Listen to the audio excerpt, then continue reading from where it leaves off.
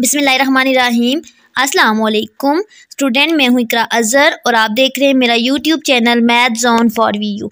ठीक है, और आज की वीडियो में मैं आपको MTH 100 का टॉपिक नंबर 6 करवाऊंगी। ठीक है, टॉपिक है कोऑर्डिनेट ज्योमेट्री। ठीक है, कोऑर्डिनेट आपके पास होता है कार्टेशियन कोऑर्डिनेट, ये वाला सिस्टम। ठीक है, अब आप इसकी जियोमेट्री पढ़ोगे, इसके बारे में। ये टॉपिक बहुत इंपॉर्टेंट है। ठीक है, चाहे आप MTH 101 के स्टूडेंट हो या MTH 100 के स्टूडेंट हो, इस टॉपिक को आपने अच्छे से करना है। ठीक है, ये फार्मूला आपका ज़रूर पेपर में आएगा, MCQs में, शॉर्ट में, लॉन्ग में। ठीक है, सबसे पहले तो आपने डिस्टेंस कैसे निकालना है, ये डिस्टेंस का फार्मूला है जो आपने याद रखना है। आपके पास 2 पॉइंट गिवन होंगे और आपने इस फार्मूले को यूज़ करके डिस्टेंस फाइंड आउट करना है। देखें यहाँ पे कैसे करना है। आपके पास एक एग्जाम्पल है। ठीक है, गिवन पॉइंट AB। ठीक है, find the distance between A and B। अब आपने A और B का डिस्टेंस निकाला, तो सबसे पहले आपने क्या करना है, स्क्वायर रूट लिखना है, स्क्वायर रूट और x2 माइनस x1। ठीक है, x2 ये आपके पास होते हैं पॉइंट। ठीक है, कॉमा, इसके अंदर 2 वैल्यू होती हैं। जो पहली वाली वैल्यू होती है उसको आप x कहते हो, x1 और y। लेकिन अगर 2 पॉइंट हो जाएं तो x1 y1 और दूसरे को x2 y2। यानी कि आपके पास अगर देखा जाए 2 पॉइंट कौन से एग्जाम्पल में, A और B, तो A आपके पास 2 है, यानी कि x1 आपके पास 2 है और x2 आपके पास 5 है। ठीक है, पहली वैल्यू आपके पास x होती है और दूसरी आपके पास y होती है। ठीक है, y1 आपके पास 3 है और y2 आपके पास 7 है। ठीक है, ये आपके पास वैल्यू है, आपने डिस्टेंस निकालना है। अब आपने इन्हीं वैल्यू को इस फार्मूले के अंदर पुट करना है। तो x2 माइनस x1 यानी कि 5 माइनस 2 का स्क्वायर प्लस y 7 माइनस 3 का स्क्वायर। अब आपने किया क्या, 5 माइनस 2 इज इक्वल टू 3 कैसे आया, यहाँ पे देखें। हमेशा प्लस माइनस आपके पास क्या होता है, माइनस होता है। तो माइनस होगा, 5 में से 2 जाएंगे तो 3 आ जाएगा।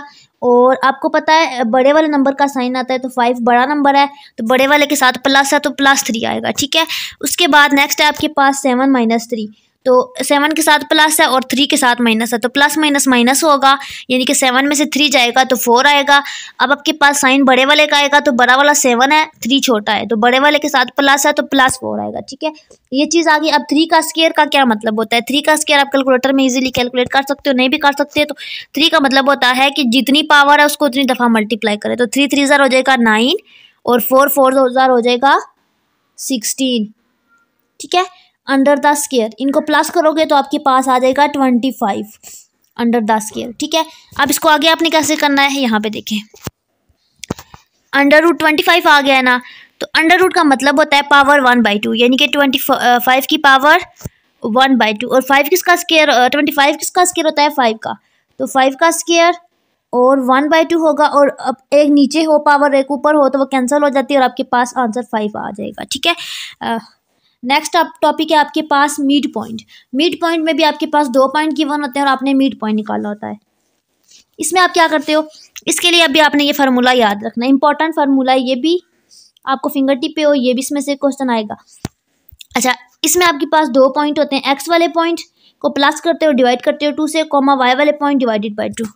अब हम लोग निकालते हैं इस पॉइंट का मिड पॉइंट। ठीक है, तो आपके पास x क्या है, x1 4 है और x2 आपके पास क्या है, इज इक्वल टू डालना है। ठीक है, x2 आपके पास है 10 B वाले पॉइंट का, और y आपके पास 3 है और y2 आपके पास 7 है। अब आपने प्लस करना है, तो 10 प्लस 4 14 हो जाएगा, 14/2 आपके पास हो जाएगा, कैंसिल होकर 7, यानी कि x वाला पॉइंट आपके पास 7 आ जाएगा और y वाला पॉइंट आपके पास कैसे आएगा, ये वाला 7 y वाला पॉइंट और ये 3, 7 और 3 10 और 10/2 आपके पास हो जाएगा, कैंसिल होके 2 1 ज़ा 2 और 2 5 ज़ा 10, तो y वाला पॉइंट आपके पास 5 आ जाएगा। इस तरह से आप मिड पॉइंट को फाइंड आउट कर सकते हो। नेक्स्ट आपके पास ग्रेडियंट और स्लोप की डेफिनेशन है, ये इंपॉर्टेंट क्वेश्चन है, लॉन्ग में आ सकता है। ठीक है, इसकी आपने डेफिनेशन सारी रीड आउट कर लेंगे। इसका ये फार्मूला आता है, स्लोप को m से रिप्रेजेंट करते हैं और इसको लिखते हैं y2 minus y1 divided by x2 minus x1। अच्छा, इसमें भी आपके पास 2 पॉइंट गिवन होते हैं और आपने स्लोप फाइंड आउट करना होता है। अच्छा, ये इसकी प्रॉपर्टीज़ है कुछ ग्रेडियंट की, ये आपने पढ़ लेनी है अच्छे से, ये आ सकता है इसमें से, आ सकता नहीं है, आएगा ज़रूर कोई भी शॉर्ट क्वेश्चन। ठीक है, कोई भी MCQs ये आप पढ़ लेना, टाइम वेस्ट करने वाली बात है यहाँ पे रुक के। अच्छा एग्जांपल है फाइंड द स्लोप। अच्छा आपको मैंने बता दिया ना कि स्लोप किसके इक्वल होता है, राइज डिवाइडेड बाय रन। और राइज क्या होता है, वाई वाले पॉइंट, और रन होता है नीचे एक्स वाले पॉइंट। तो इसको सॉल्व आउट करते हैं, आपको 2 पॉइंट गिवन होंगे। देखिए स्लोप किसके इक्वल है, ये स्लोप का फार्मूला है। तो आपके पास y2 क्या है, यहाँ पे देखें ये आपके पास y1 है, y1, और ये जो 3 है ये y2 है। तो y2 यानी कि 3 माइनस 1, माइनस माइनस आपके पास प्लस हो जाएगा। इस चीज़ को मैं खोल रही हूँ, ठीक है। 3 minus minus 1, minus minus plus होगा, तो 3 प्लस 1 आपके पास 4 आ जाएगा, और साइन बड़े वाले का आएगा, तो यहाँ पे बड़े 3 के साथ प्लस है तो प्लस 4 आ जाएगा, ठीक है। आप डिनोमिनेटर के लिए सॉल्व करते हैं। डिनोमिनेटर में क्या आएगा, y पॉइंट, तो x पॉइंट सॉरी, तो x पॉइंट है 2 और -5, तो -5 x2 और माइनस x12। तो ये माइनस माइनस आपके पास क्या होता है, हमेशा प्लस होता है। तो 5 और 2 प्लस होंगे, ठीक है। ये रूल आपने याद रखने हैं एडिशन के, प्लस माइनस क्या होता है, माइनस प्लस क्या होता है, ठीक है। 5 और 2 7 हो जाएगा, और साइन बड़े वाले नंबर का आएगा। तो बड़े वाला नंबर कौन सा है, 5 है, तो 5 का साइन माइनस आएगा, तो इसलिए डिनोमिनेटर में -7 आया है, ठीक है। ये छोटी सी मिस्टेक आपके पूरे क्वेश्चन को गलत कर सकती है, आपने रूल को अच्छे से समझना है। तो 4/7 -4/7 हो जाएगा, ठीक है। इस तरह से आपने स्लोप को फाइंड आउट कर लेना है। ये बेसिकली ये कार्टेशियन जो प्लेन है ना, उसी के अंदर का काम है कि उसके अंदर मिड पॉइंट कैसे निकालते हैं, डिस्टेंस कैसे निकालते हैं, स्लोप कैसे निकालते हैं। अब नेक्स्ट टॉपिक है आपका इक्वेशन ऑफ लाइन। अब आपने क्या करना है, एक लाइन, जो लाइन होती है, ठीक है, कार्टेशियन जो कोऑर्डिनेट सिस्टम होता है ना, XY प्लेन वाला, ये वाला, इसके अंदर आप ऐसे लाइन कैसे ड्रा करते हो, ठीक है, उसकी इक्वेशन को कैसे आप राइट करोगे। तो इसके इसी फार्मूले से वो इक्वेशन बनेगी, स्लोप के फार्मूला से। ये आपके पास स्लोप का फार्मूला है, स्लोप m = y - x वाले पॉइंट, ठीक है। अच्छा नेमिंग चेंज कर दिया, y2 - y1 तो इन्हें y - y1 रख लिया, इससे कुछ फ़र्क नहीं पड़ता। अब आपने क्या करना है, इक्वेशन फाइंड आउट करनी है, तो इस चीज़ को इधर रखना है, और ये जो डिनोमिनेटर वाली चीज़ है, डिनोमिनेटर यानी कि जो नीचे वाली चीज़ है, वो उधर m के साथ जाके मल्टीप्लाई हो जाएगी, क्योंकि इधर डिवीजन में है, ठीक है। फिर नेक्स्ट स्टेप में आपने इस y को इधर ही रखना है, और ये जो -y है ये इधर आके +y1 हो जाएगा, ठीक है, और ये m अंदर जाके मल्टीप्लाई होगा। तो इसको सॉल्व आउट करके आपके पास जो इक्वेशन बनेगी वो होती है equation of line. y = MCQs आ सकता है, शॉर्ट में आ सकता है, राइट इक्वेशन ऑफ लाइन। तो y = mx + c होती है आपके पास इक्वेशन ऑफ लाइन। अगर आपने c निकालना है तो c c को एक साइड पे रखना है, और इस टर्म को इधर लेके जाना है, तो आपके पास ये माइनस हो जाएगी, ठीक है। उसके बाद ये आपने स्लोप इंटरसेप्ट की डेफिनेशन याद करनी है यहाँ से। ये आपके पास एक इक्वेशन गिवन है, ठीक है, इक्वेशन गिवन है, और आपने स्लोप निकालना है। तो स्लोप की इक्वेशन क्या थी, स्लोप की इक्वेशन आपने कंपेयर करना है इसको, देखिए स्लोप निकालना है, तो यहाँ पे क्या इक्वेशन थी, y = mx + c, ठीक है, y = mx + c। अब इसमें देखना है कि इसको कंपेयर करना है, ठीक है। तो लेट्स सपोज कि y की जगह पे इन्होंने रखा हुआ है -4y, ठीक है, और = mx, mx x वाले से के साथ जो है ये, तो यहाँ पे +3 है, तो यहाँ पे आके -3x हो जाएगा, और +12 एज इट इज़ रहेगा, ठीक है,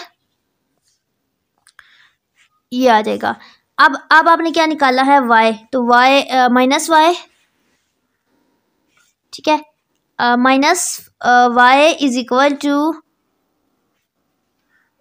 3/4x हो जाएगा, और ये माइनस यहाँ से इधर आएगा तो साइन चेंज कर देगा, माइनस का प्लस हो जाएगा, और प्लस का -12 हो जाएगा 4, ठीक है।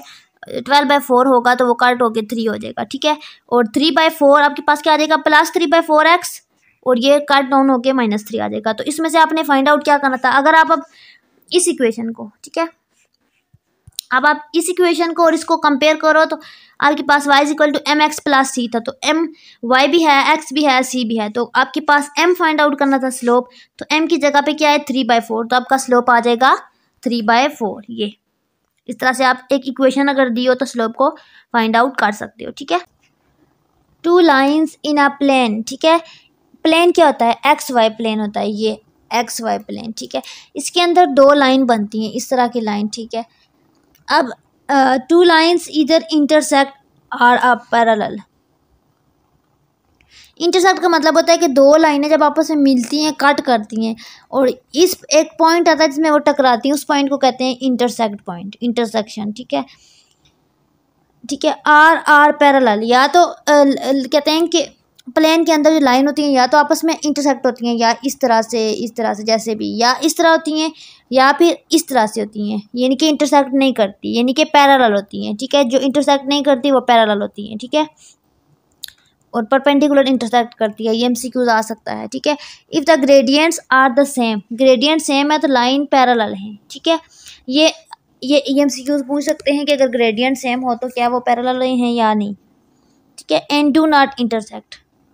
पैरेलल ये देखें, पैरेलल लाइन ऐसे होती है, एक लाइन ऐसे, दूसरी लाइन ऐसे, यानी कि आपस में पैरेलल होगी जब तो वो इंटरसेक्ट नहीं करेगी। ठीक है, इसका मतलब है कि लाइनों का ग्रेडियंट सेम है और लाइनें पैरेलल है और आपस में इंटरसेक्ट नहीं कर रही, यानी कि एक दूसरे को यूं क्रॉस नहीं कर रही। ठीक है, लेकिन अगर हमारे पास आ जाए कि if the gradient are not same then line intersect, ये लाइन इंटरसेक्ट कर रही हैं, किसी भी तरीके से इंटरसेक्ट कर सकती हैं ये। ठीक है, ये सारी इंटरसेक्शन आ जाती है, इंटरसेक्ट ऑफ लाइन। अच्छा, परपेंडिकुलर लाइन क्या होती है? परपेंडिकुलर लाइन जो ऐसे 90 डिग्री का एंगल बनाती हैं, दो लाइनें। ठीक है, इसमें क्या होता है, is perpendicular, gradient of line is perpendicular to the line is 1/m। ठीक है, two lines with gradient m1 m2, कह रहे हैं कि हमारे पास दो लाइन है, लेट्स सपोज एक ये सॉरी ये, हाँ, m1 m2। अब ये परपेंडिकुलर होंगी तो आपने यहाँ पे ये चीज़ याद रखनी है कि जब लाइन हमारे पास परपेंडिकुलर होती हैं तो कैसे पता चलता है कि आप उन दोनों लाइन को आपस में मल्टीप्लाई करो तो उसका आंसर -1 आए तो आप कहते हो कि लाइन्स आर परपेंडिकुलर। तो यहाँ से आप अगर m1 की वैल्यू निकालना चाहते हो तो यहाँ से m1 इधर रखोगे और -1/m2 हो जाएगा। ठीक है, ये इम्पोर्टेंट है, इसको नोट डाउन कर लें। अच्छा, आर द लाइन, ये इक्वेशन है, इसमें आपने बताना है कि ये लाइन पैरेलल है, परपेंडिकुलर है या क्या है। ठीक है, ये देखिए एक है और दो। ठीक है, दो लाइन की इक्वेशन गिवन है और बताना है कि ये पैरेलल हैं, परपेंडिकुलर हैं या कुछ भी नहीं है। इसको अच्छा, पहली लाइन क्या है, 3x + 5 है, यहाँ पे देखिए 3 है, ये मिस प्रिंट हो गया, इसको करेक्ट करें। 3x + 5y = 6 है। अब आपने क्या करना है, यहाँ से 3x + 5y है ना, 3x + 5y = 6 है। तो अगले स्टेप में आपने क्या करना है, 3x को दूसरी साइड पे लेकर जाना है तो 5y = हो जाएगा 3x, इस साइड पे आके -3x + 6 रह जाएगा। ठीक है, अब अगले स्टेप में आपने क्या करना है, इस 5 को यहाँ से ख़त्म करना है तो इस साइड पे लाना है तो -3/5x + c, ये आपके पास आ गया इक्वेशन। अब आपने ये काम आपने क्यों किया है, क्योंकि आपको m1 m2 चाहिए, आपने प्रूव करना है। m1 m2 होगा तो पता चलेगा ना कि पैरेलल हैं, परपेंडिकुलर हैं या नदर हैं। ठीक है, तो आपने इक्वेशन पढ़ी थी पिछले लेक्चर में, y = स्लोप वाले टॉपिक में mx + c। ठीक है, इस इक्वेशन को आप कंपेयर करोगे तो आपके पास स्लोप आ जाएगा। तो इस इक्वेशन को कंपेयर करो तो इस जगह पे m है, तो यहाँ पे इस जगह पे कंपेयर करो तो ये m की वैल्यू आ गई है। ठीक है, m की वैल्यू क्या आ गई है, m1 = -3/5। अब आपने इसी तरह दूसरी इक्वेशन को यूज़ करके m2 फाइंड आउट करना है। दूसरी इक्वेशन कौन सी है, ये जो क्वेश्चन में गिवन है, ये वाली 5x - 3y = 2, इसको यूज़ करके आपने दूसरा फाइंड आउट करना है। ठीक है, पहला ये स्लोप आ गया, m1 का नाम दे दो इसको, या x1 का दे दो, एक m1 का दें क्योंकि xy यूज़ हो रहा है। ठीक है, अब दूसरी को यूज़ किया है तो आपके पास 5/3 आ गया है। ठीक है, दो स्लोप आ गए। अब आपने देखना है, पहला स्लोप क्या है आपके पास, -3/5, पहला स्लोप आया है -3/5। ठीक है, और m2 आपके पास आया है 5/3। अगर तो आपके पास दोनों स्लोप का आंसर सेम होता, m1 और m2 का सेम होता, तो आप कहते हैं ये पैरेलल है, लेकिन आपने लिखना है as m1 is not equal to m2, क्योंकि उसकी -3/2 है, 5 है और उसकी 5/3 है, तो आप कह दोगे कि इट इज़ नॉट पैरेलल। अब आप चेक करोगे परपेंडिकुलर के केस के लिए कि परपेंडिकुलर है, तो परपेंडिकुलर में क्या किया था कि दोनों को मल्टीप्लाई करो तो आंसर 1 आए, तो -3/5 करो और m1 डॉट m2 करेंगे। ठीक है, अगर आंसर -1 आ गया तो ये परपेंडिकुलर है, वरना नहीं है। ठीक है, 5/3। तो यहाँ पे देखें अगर आप, तो ये 3 डिनोमिनेटर में है और नोमिनेटर में कैंसिल आउट हो जाएगा, ये भी कैंसिल आउट हो जाएगा और आपके पास 1 आ जाएगा और ये वाला माइनस एज इट इज़ आ जाएगा, -1 आ गया। यानी कि ये वाला केस परपेंडिकुलर, अगर तो आप M1 M2 निकालते यहाँ पे आंसर कुछ और आता तो आप कहते हैं नेदर, लेकिन ये परपेंडिकुलर वाला आंसर आ जाएगा। ठीक है, इसी तरह से आपको अगर दो इक्वेशन गिवन हूँ तो आप बता सकते हो कि ये परपेंडिकुलर हैं, पैरेलल हैं या नेदर हैं। ठीक है, ये इंपॉर्टेंट है, इस चीज़ को भी नोट कर लें। अच्छा, इक्वेशन ऑफ सर्कल आपने देखनी है, इक्वेशन ऑफ सर्कल। ठीक है, ये होता है सर्कल आपके पास और इसकी इक्वेशन। तो इसमें आपने बस ये रटा लगाना है कि ये इक्वेशन ऑफ सर्कल होती है x माइनस h का square plus y minus k का square is equal to r square. अब r आपके पास रेडियस है, x y आपके पास पॉइंट है और h k आपके पास सेंटर वाला पॉइंट होता है। ठीक है,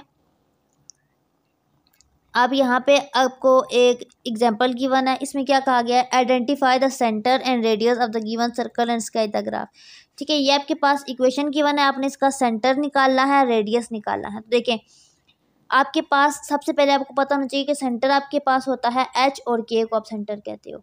अब इस इक्वेशन को अगर कंपेयर करो नीचे वाली इक्वेशन से, तो h कहाँ पे है, ये है -h और ये है +4, यही बात है। तो आपने लिखना है -h इज इक्वल टू +4, इसका मतलब है कि h इज इक्वल टू -4 आ जाएगा। ठीक है, आपने h निकालना था तो यहाँ पे c और ब्रैकेट में लिखना है h -4 कोमा k निकालना है, तो k आपके पास क्या होता है, यहाँ पे है k, -k is equal to -3, -k is equal to -3 और ये माइनस माइनस कैंसिल हो जाएगा तो k इज इक्वल टू +3 आ जाएगा। तो यहाँ पे दूसरा पॉइंट 3 आ जाएगा।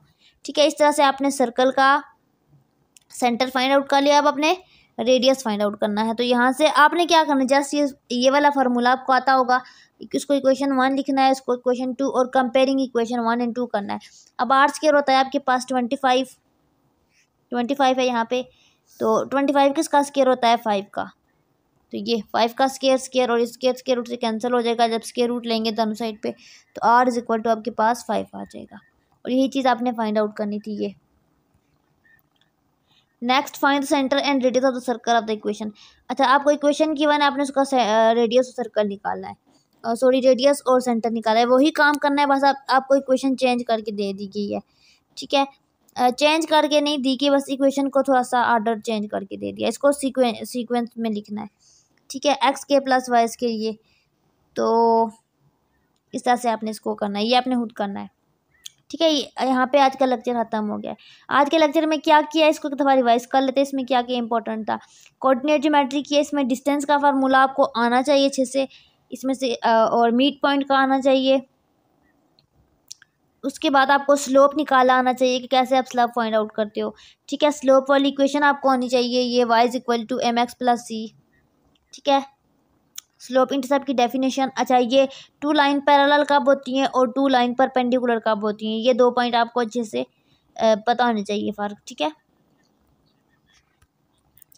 उसके बाद नेक्स्ट आपको इस सर्कल की इक्वेशन आनी चाहिए।